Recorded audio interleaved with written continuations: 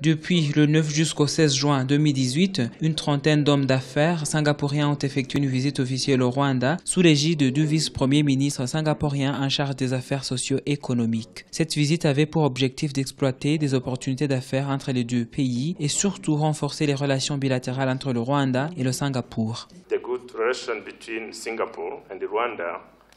L'excellence des relations bilatérales entre le Rwanda et le Singapour est reflétée par le soutien mutuel et la coopération dans divers secteurs sur le plan bilatéral et sur la scène internationale. Par exemple, le plan d'aménagement de la ville de Kigali a été développé par une entreprise singapourienne et à partir de l'expérience du Singapour en tant que pays modèle pour le Rwanda dans différents secteurs comme le service public et l'éducation.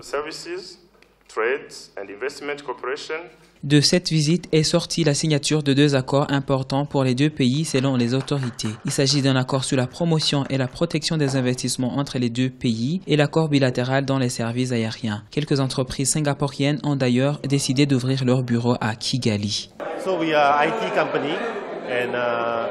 Nous sommes une société spécialisée dans la technologie de l'information et nous avons décidé de nous établir au Rwanda parce que c'est un pays qui comprend ce que nous faisons, surtout en matière de la numérisation des services gouvernementaux. Mais plus particulièrement, les Rwandais ont une soif remarquable d'apprendre. Ils sont ouverts et dignes de confiance. Cela fait 5 ans que nous sommes établis au Rwanda. Notre société opère dans le secteur du café qui est quand même petit. Toutefois, nous souhaitons agrandir et diversifier nos domaines d'activité ici, notamment dans le secteur de l'agroalimentaire. On pense investir dans la culture des macadamias, des noix et des anacardes.